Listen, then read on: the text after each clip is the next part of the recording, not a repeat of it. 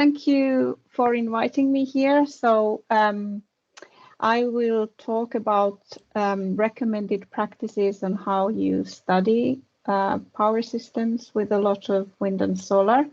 And this is a result that we've been working on for years in this international collaboration under IEA, International Energy Agency, where I'm the coordinator, also called operating. So today I will first go through of this recommended practice. So how to perform studies for future power systems. And then as this is a very fast evolving field, and the studies are getting already done looking at towards 100% renewables. So then we have started to look on that. So then I will go through some further challenges and gaps in the models that we have now and some first recommendations for these very high share studies. One acronym I shall be using that is not a very common one. We are trying to launch it, but I don't see anybody else taking it, even if I like it a lot. This VIBRES is this variable inverter-based renewable energy sources. When I talk about VIBRES, that's what I mean. So just shortly, this IEA group has started in 2006 when we were looking at different integration studies, looking at 10% or even 20% share of wind. And we started making this state of the art on reviewing and analyzing why the results sometimes were actually differing quite a lot. And this has been going on for higher and higher shares of wind, and then also solar, and also some energy system couplings. And we have tried to filter some recommendations to this recommended practices report. And well, here are the websites. We are currently just moving from the old website of IEA Wind to a new one. So I include both of these since not all the publications are yet on the new site. These recommended practices is about the methodologies and the assumptions and inputs that are made when making these studies. So it's a report about no results. I am here also a little bit taking some experience and results we know so far in these presentations, but in this report it's like more like a handbook. And idea is that anybody who's making these studies, like research institutes, consultants, and system operators, would have the best available information on how to include wind and solar in their models and what all you have to take into account when you perform these studies. And anyway, as its format is more like sort of bullet point lists of what needs to be taken into account, so it can also be used as a benchmark for any study. And it's made in the format of flowchart. So basically, starting from the blue ones, the inputs for wind and solar, but also the other system data, and then a very important input of how you are setting up your study. Are you using an existing power system, or how much are you looking into future in what other things will change when you add wind and solar? Then going through looking at your portfolio mix, whether you have adequate generation capacity. You can also check the capacity value of wind here. And then going into more detail on sort of hour-to-hour or 10-minute to 10-minute dispatches and operation of the power system. This is often called production cost simulation or unit commitment and economic dispatch. And here you try to check if your flexibility in the operational time scale is okay. And then you can go forward to also check the transmission system adequacy or distribution system adequacy, and more detailed dynamics of the power system. And finally, sort of analyze your data and look at your outputs and conclusions. But also what is included here is that in every simulation, basically, you can come up with, okay, is it okay, or actually, is it not okay? And then you would go back into your setup and check if your transmission, your network scenarios are okay, if your system management is okay, how you actually do your portfolio, your generation mix. So all these basically then can be changed, and then you can iterate. And we don't see many studies that would do it all. So that's why also you can just look at one of these green boxes for the simulation phase and what you need to do and take into account. So this portfolio development phase is really critical for any of your results, and also where all the iterations go back if you have any problems. So basically it is okay when you're looking at the more short-term things, and for example, if some countries are looking for the first 10% of wind and solar in their system, to just use their existing system and start testing what changes the variability of wind and solar will make. But when you have any larger shares and longer term, it is clear that you will need to have some changes here as well.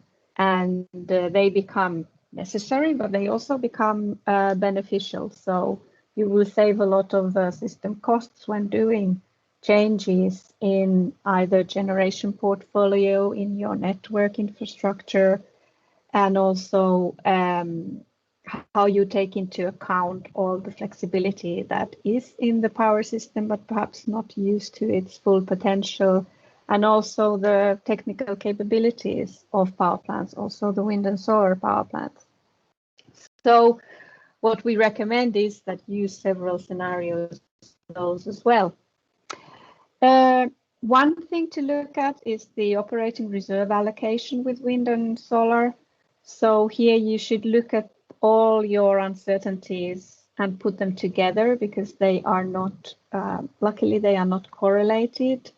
So you will not just add any extreme possible deviation from wind with that of your demand and PV and a generation loss, but all these are probabilities, and basically you can just put them together and look at the tails of the events and see how much you want to cover with your operating reserves. So how much extra flexibility, sort of fast responding flexibility, you should have in your power system to cover all possible deviations and outages.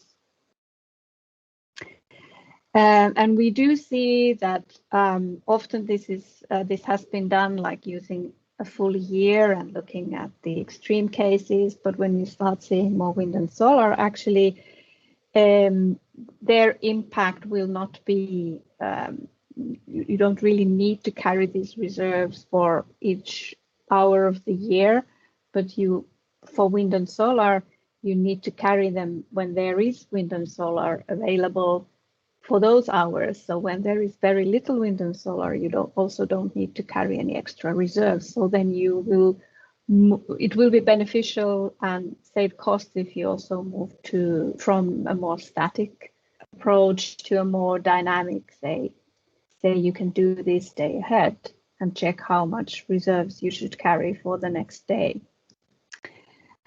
We have very many results of operating reserves. This was a very popular way of starting to look at the impacts of wind in power systems. And we do see that the studies that I have marked here with this red oval circle is that when you look at just the hourly, hour ahead uncertainty that comes from wind, all studies are producing pretty similar results. But as soon as you start looking that, okay, I want to carry reserves for any day ahead, 20 to 30 hour ahead uncertainty, or I think I need to carry it for 4-hour uncertainty, but I don't use any forecasting. So it can be as much as any 4-hour deviation, like has been one of the assumptions here with this high operating reserve requirement study. So you start seeing different results. So this is also something that it really matters. What is the time, the look ahead time, and how these operating reserves should be estimated. So once you have more wind and solar, you will try to go in your operational practices more towards sort of operating as short time ahead as possible. And an experience here that, of course, when you start theoretically estimating these, the more you add wind and solar, the more reserves you should carry. But actually, just to show that everything else in your power system also matters, here is what has actually happened in Germany. So you see here in the dotted curve how wind and solar has been added, and at the same time how their operating reserves have decreased at the same time. And this is only because it's very powerful to start sharing balancing with your neighboring regions. And they have 40 TSOs in Germany, and they started sharing balancing. And actually, then you use less balancing for also the load deviations and whatever happens in other generation as well. So even if wind and solar variability and uncertainty was going up at the same time, it was more powerful to change their operational practices. Just as an example that it's not so easy to capture all these things. It's not just the impact of wind, but also what other things are happening in power systems. For generation capacity adequacy, so this is when you want to make consistent future scenarios, when you want to see how much capacity wind and solar could replace. And also you can look at the capacity value of wind and solar PV. And here there is a preferred method that we are recommended, the effective load carrying capability method, ELCC. And it's basically looking at how much load you can add with the same reliability level. The loss of load probability usually is used for reliability. And then that amount of load is like, how much is your capacity value? And for here, the input data is pretty crucial. So you need to have synchronous wind, time synchronous wind, PV and load data, and several years, because each year may be very, very different. So we see that something from 8 to 17 years, depending on system, has been necessary to get a robust result. Otherwise, choosing another time period will give you another result.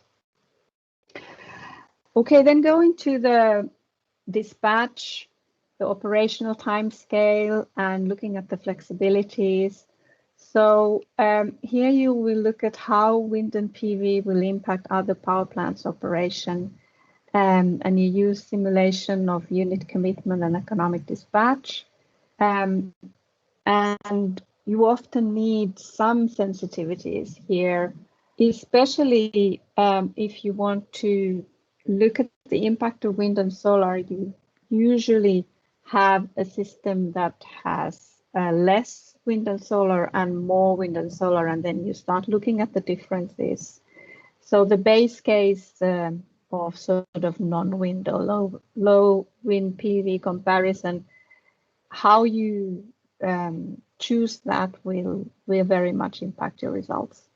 And again, here you should have time synchronous data with wind and PV and your load, and make sure that you are incorporating the smoothing impact of future wind and solar that are usually dispersed in a wider system-wide area, that you capture that, you have enough sites to be consistent with what you think will happen in future, and also how your forecast accuracy is assumed, because also the forecast accuracy is still improving and has improved a lot in recent years. So if you use too old data for forecast errors, you will also sort of have very conservative results. So the recommendations is that it would be very good to have the impact of uncertainty also. There are many simulations that just look at deterministic way, even some that don't include forecast errors at all. They just take the wind and solar time series and use that. Or then they only use one forecasted time series. It would be good to capture how the forecast errors will be smaller as the time gets closer to the delivery hour. So to have different forecast error for your day ahead when you're making unit commitment decisions, for example, and then as you go to hour or some hours ahead, that then you would use a more accurate forecast, as that is what is happening real life. And you would also somehow get the increased operating reserve from these kinds of uncertainties and forecast error time series as well. What is really important in these simulations is try to capture the flexibility. All the limitations that exist, that the thermal generation, for example, cannot operate at sort of flexibly at 5% of rated capacity. Normally they would have some minimum generation level after which they would have to be shut down, and what are their ramp rates and how much the part load efficiency will impact. And then also try to capture all flexibilities that are both inherent but also new flexibilities, like different power to X, power to heat, power to transport, electric vehicles, storages, demand response, and for the network constraints, whether using dynamic line rating would improve that. So generally about flexibility and how that is simulated and taken into account in your tool is very important. The possibilities and limitations of interconnections is very crucial for the results. So what we have seen in most studies so far is that how you model your neighboring system,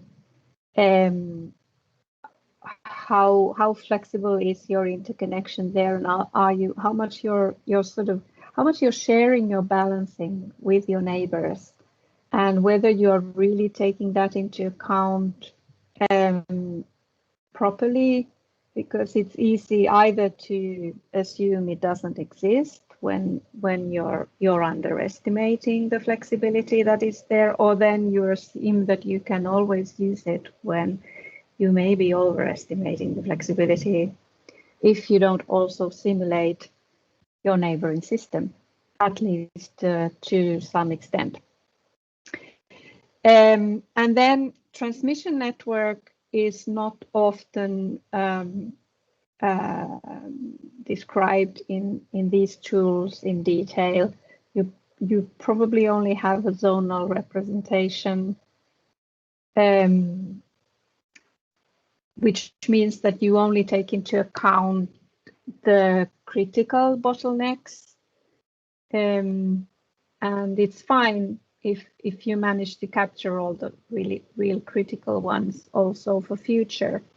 But this is also something you need to consider, how the network is there, and do you also model it with N-1 security, so that when the largest trip out would happen, then do you also take into account that you don't allow your model to operate in such transfer capacities that can cause instabilities? For distribution network, usually distribution networks are not yet modeled in big power system models. It would be too much detail to take that as well. But you can do some separate calculations of your distribution system. And also check here grid optimization before grid reinforcement. Sometimes it is just done in quite simple ways, and then resulting in a lot of grid reinforcements in the distribution grids. And also you can check the losses in distribution grid. And when we have a lot of wind and PV, what we see now is that there will be more coordination between transmission and distribution grids. And also then this should be reflected in the studies as well.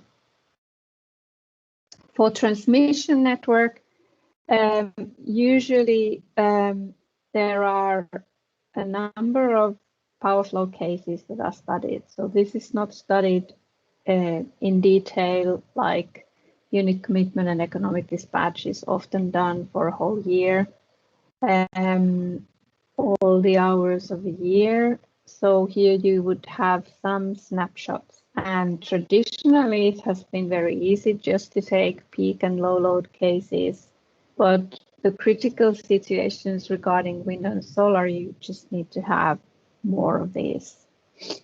And then you would do some steady state power flow analysis and look at your N-1 security criteria.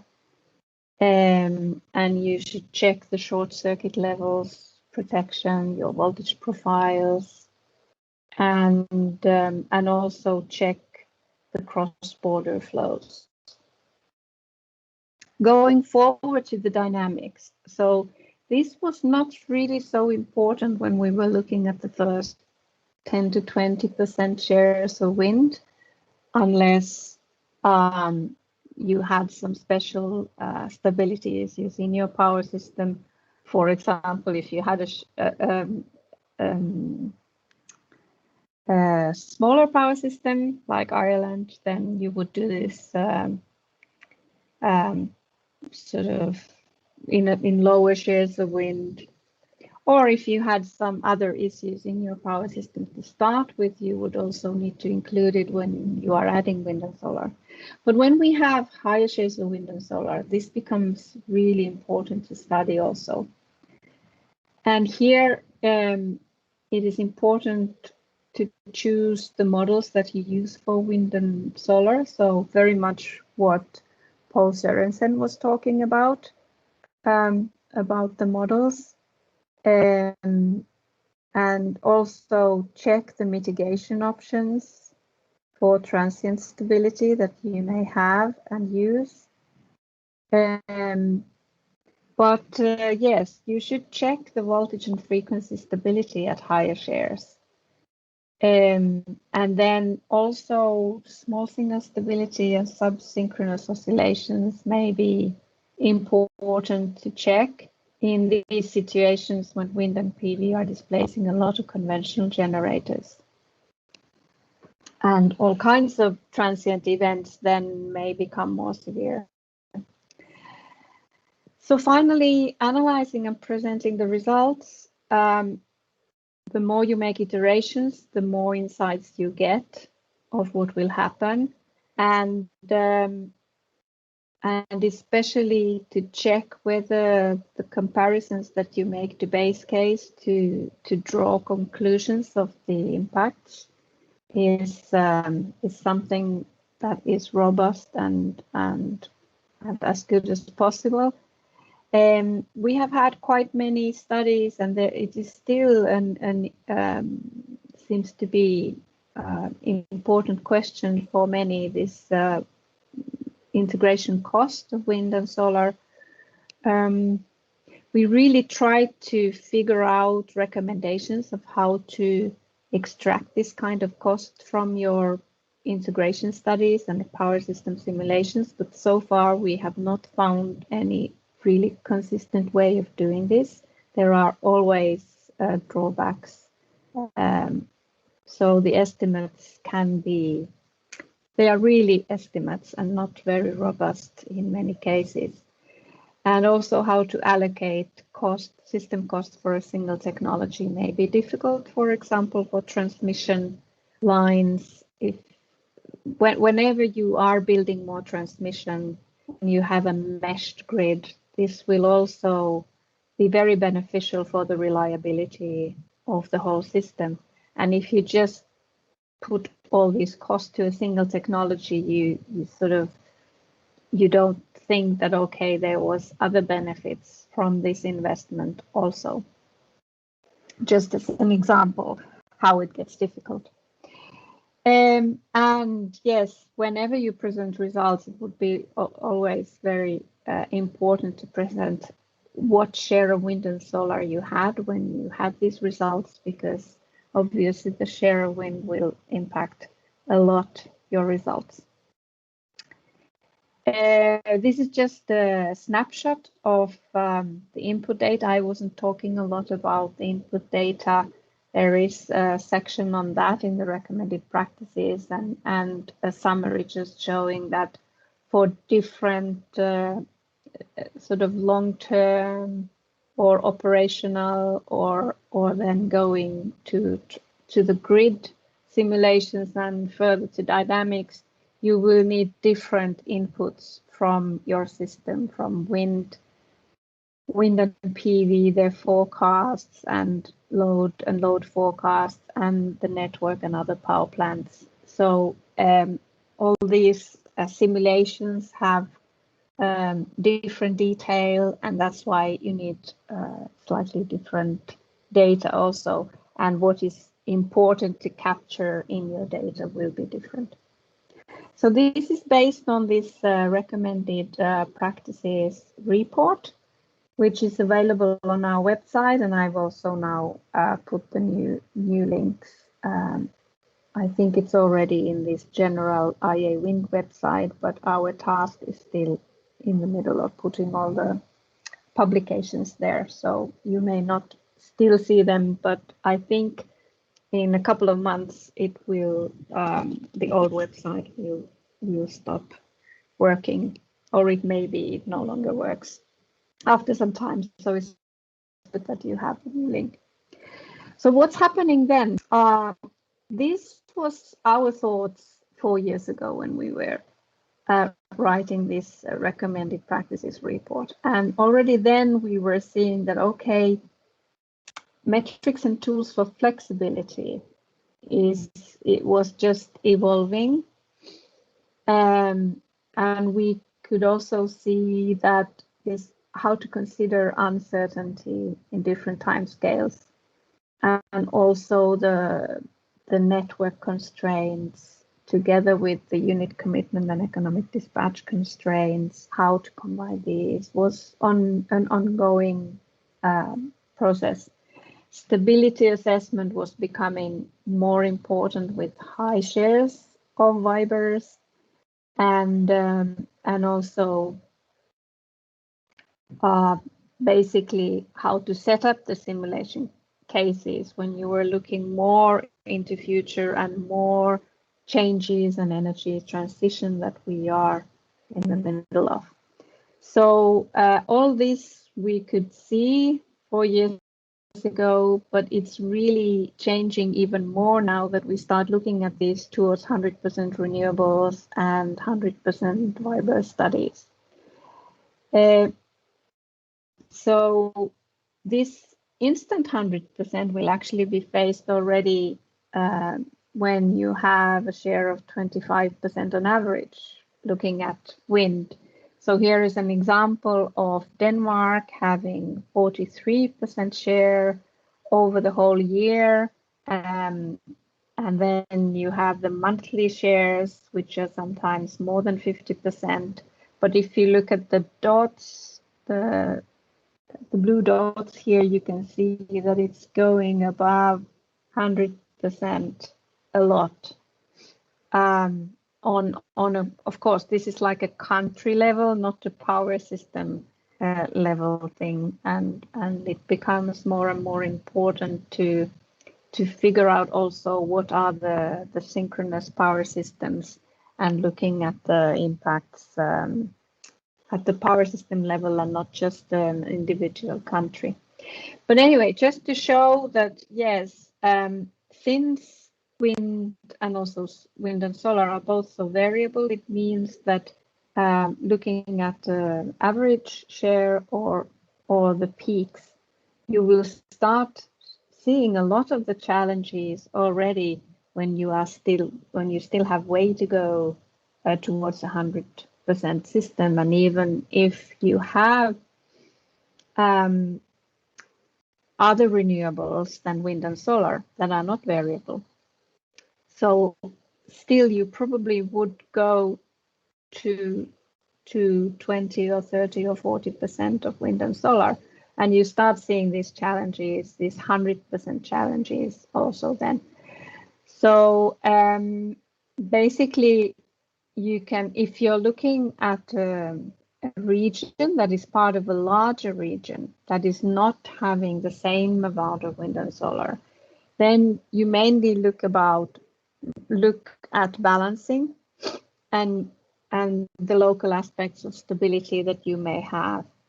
And then you mainly can focus as mitigation in the efficient sharing of balancing. So it's really important here how you represent your neighboring regions. Then when you have a whole synchronous system getting close to 100% wind and solar, but first for short periods of time, then on top of the balancing challenges, you will start looking at the system-wide stability issues. And then when you have finally 100% yearly energy for the whole power system coming from only wind and solar, which may be a case for some countries, not all.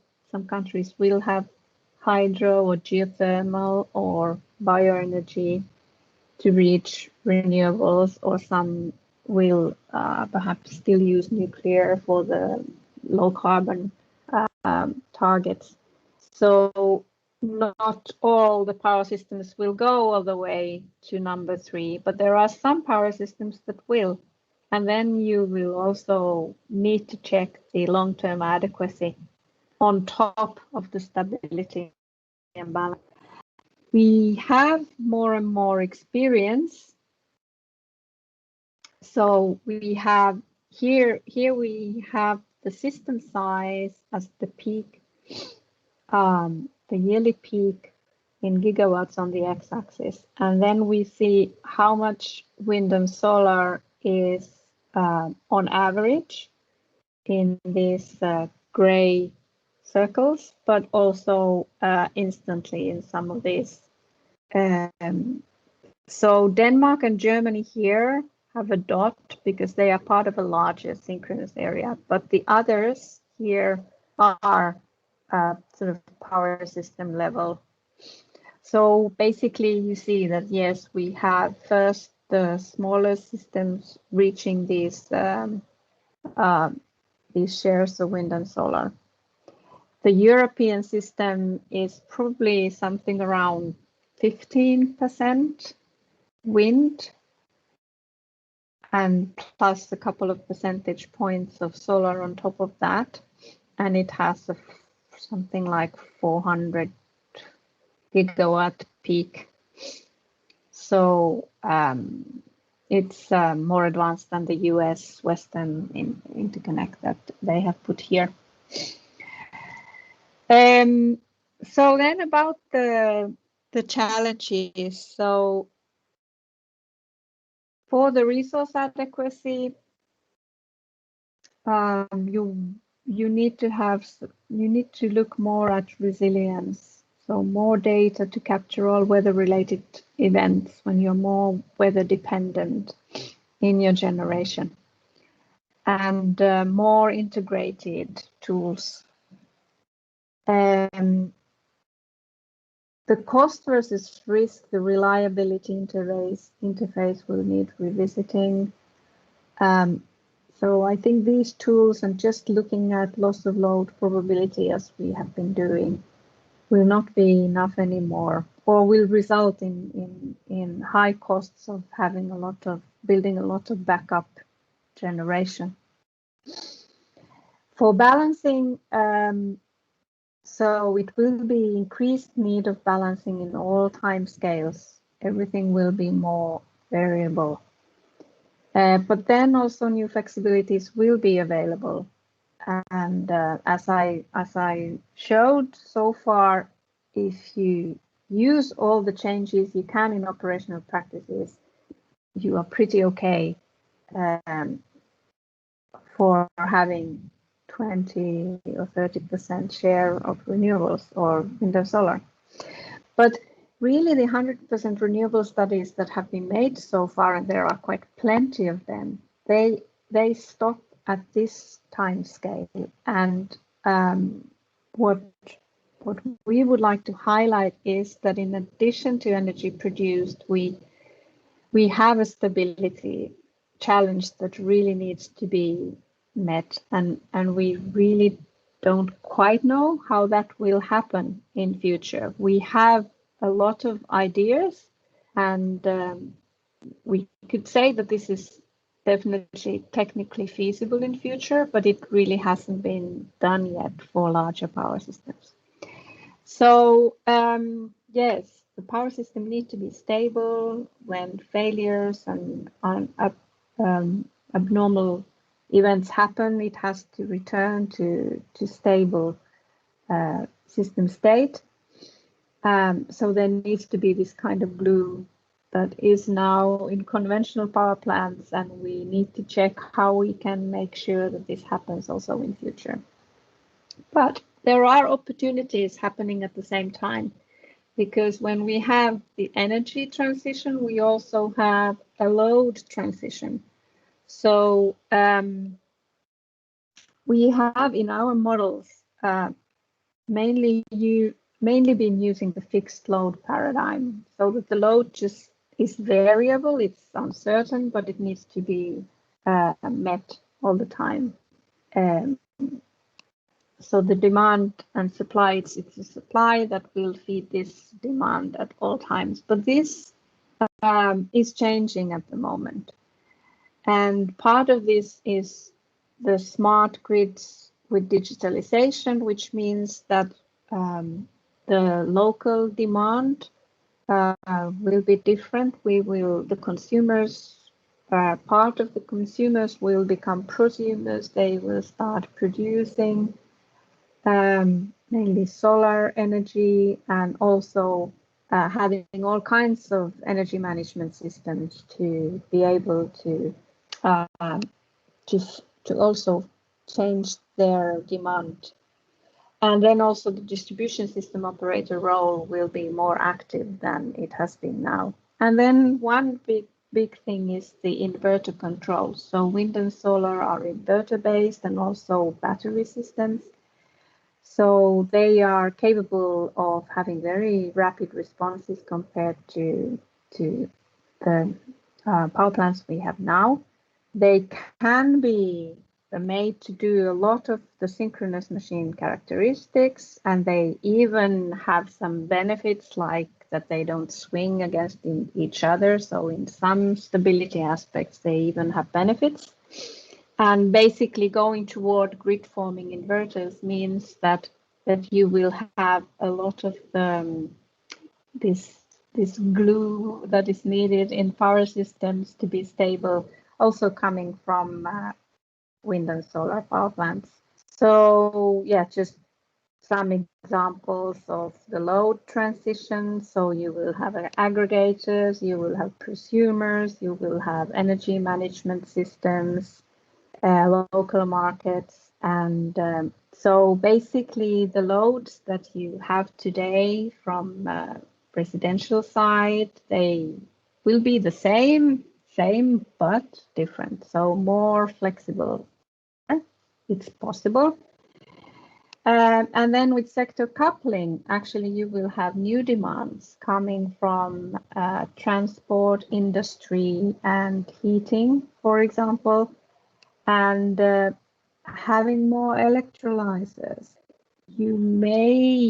You hopefully end up having also some storage for these electrolyzers for the synthetic gas they are producing, or hydrogen, or whatever industry processes they are used at, which actually could add a week or 2 weekly flexibility to load. So this is not same but different, as they say in Asia. It's just very, very different, but we don't know yet whether this will happen. But we are really hoping that there are smart ways of doing these electrification processes that will add also longer-term flexibility. So for the balancing challenge, we already now have the flexible generators, some traditional storage, mainly from hydro, the wind and PV, little bit curtailed, and new storage is coming, which is sort of the more expensive way of handling this. And then also having operational practices, sharing balancing in large areas, demand responses, and new loads coming. So basically, VIBRES load storage can provide the system support services, and electrification may bring loads that have also sort of longer term flexibility, and the operational practices are developing. So this is like on a short term, day-to-day basis, seems that we have it's happening to the right direction. The long-term flexibility challenge is still there, because traditionally you just check your capacity, adequacy, and then you build gas turbines if it's not enough. But if you just do this traditionally, it will end up being quite a costly pathway.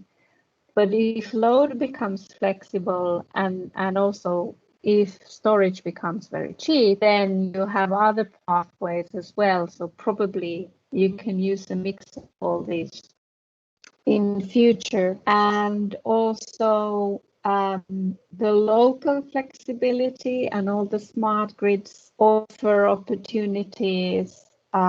Even here is an example of the web of cells vision, that the power systems of the future will have so much smartness in the local cells, that if the big system is available, you have enough transmission capacity, then you will offer your flexibility to the big system. But if not, then you will just offer your flexibility and system services to smaller cells, whatever size. Okay, so then going towards what this all means for the models.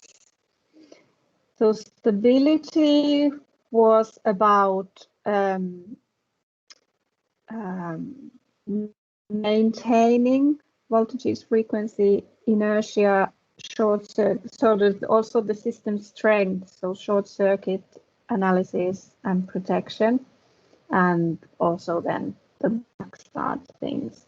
For inertia, what we know is that there already has been a big change here, that the smaller systems like Ireland started seeing already years ago, and now more recently is an example of what the Nordic system is doing for their studies.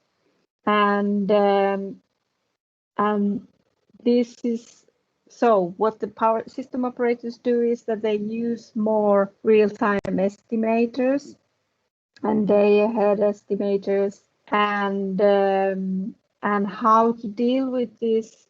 So faster response is one way to deal with this, and it has been shown, especially in Texas, that is very valuable. It's even so valuable, the fast responses of wind and solar, that they impact all the reserves that the system operator is carrying, and it has also been shown that these fast responses in real events help the system.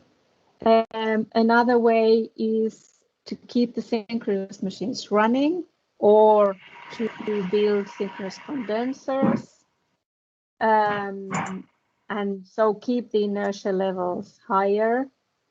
And then here is just somehow comparison in one of the studies, that then, okay, this is what you can do first, and also the faster services, and then you see that as the share of wind and solar will be higher, then you would have somehow a combination of these options, having faster responses, keeping some machines running, and investing into synchronous inertia, investing into synchronous condensers.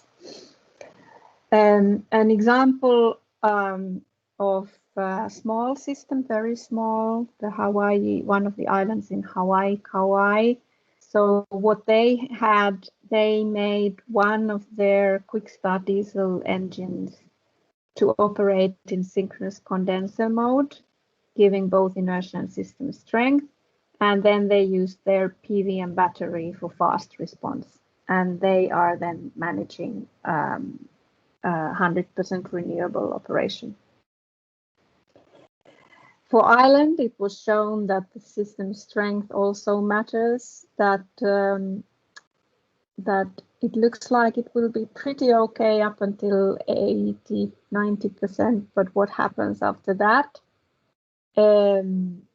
So they are working their way. They started with only allowing 50% of non-synchronous in their system, and now they are already trialing out 90%. So this is really so now they are trialing 75%, and they are targeting 90%, which is still work to be done to get there. But anyway, very interesting. Everybody's going Ireland, and a lot of challenges. What is needed now, and closer to 100% here.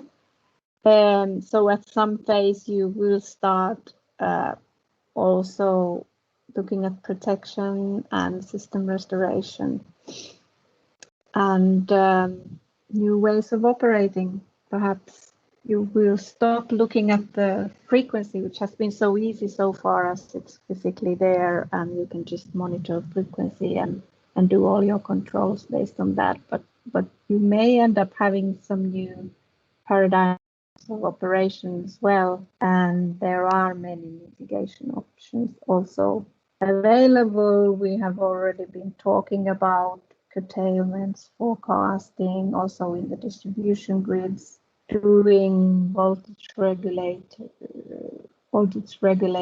also in other places than the big power plants, and having more ancillary services like the faster frequency response. That is also, I think, the synthetic inertia, you can just use fast response instead. And having these energy management systems more and more for your loads, and having grid forming inverters and distributed controls is where we are towards. So how the tools are then impacted by this. So for stability, so there is this, well, generally this change for greater detail and higher resolution. And then looking at inertialess power systems and grid forming inverters, and how the protection systems should be modified. And finally, the recommendations. So now I have the recommendations for stability and then some recommendations for all the others to end my presentation. And I'm now looking at time, so I will not go through these very much in detail because this is also something that when you need it, you can check it from the references I have in the slide set. So basically, for the stability studies, it's a lot about the models that also Paul was talking about, and going to EMT-based models as well. And as details, sometimes you really can't use these generic models if you want to capture something. For the operational and planning models, they need to be more integrated to really look at reliability, flexibility, and stability somehow, even if not in a complex way, but somehow they must be addressed to get the constraints and the costs from there as well. And another thing is this energy sector coupling, which is not currently in the models, and they need to be updated and upgraded to have new types of models and also model or sort of demand flexibility there. And then also looking at the energy adequacy that has been done so far for hydro-based, hydro-dominated systems, at least to some extent, but with future weather dependency, this needs to be done more. And then you have a set of recommendations for these, how to take into account more the stability constraints, the uncertainties using probabilistic models, wind and solar resource loads and storage, and also markets are quite important way of system operation, how to deal with those as well. And for capacity expansion, really to have also the demand and storage there, which is currently not at all in the tools, will change them quite a lot. And also have the balancing and grid there. For adequacy, also the metrics are evolving, how to get more chronological models there, because that's not how it's done at the moment, really. It's more Monte Carlo with different load and wind and solar and outages that are just put together. And then finally, I will end here as a summary of these recommendations. So what is also common for all these different types of models? So we have to be able to simulate larger areas to capture the whole power system area, the whole synchronous system. And there will be increasing complexity to capture wind and solar in detail, and higher resolution needed for larger areas. The demand and storage, how to take these in all the models, this is what is really needed, and to integrate the models that are quite, has been okay doing them separately or with sort of soft links, but this is something that is really ongoing, how to integrate more the models. And finally, thinking more about costs versus risks. So if we start seeing that wind and solar need a lot of extra costs doing the planning as we do now, this can also be changed. So a lot of research needed, which is good for all you guys. Just a reminder that this, hopefully this recommended practices report that we have now and the one journal article with preliminary recommendations for higher shares of wind and solar is useful, and you can also use it as a sort of checklist. And here are my references. And that's all. Thank you for listening. Thank you very much, Hannele. A very comprehensive and very wide scope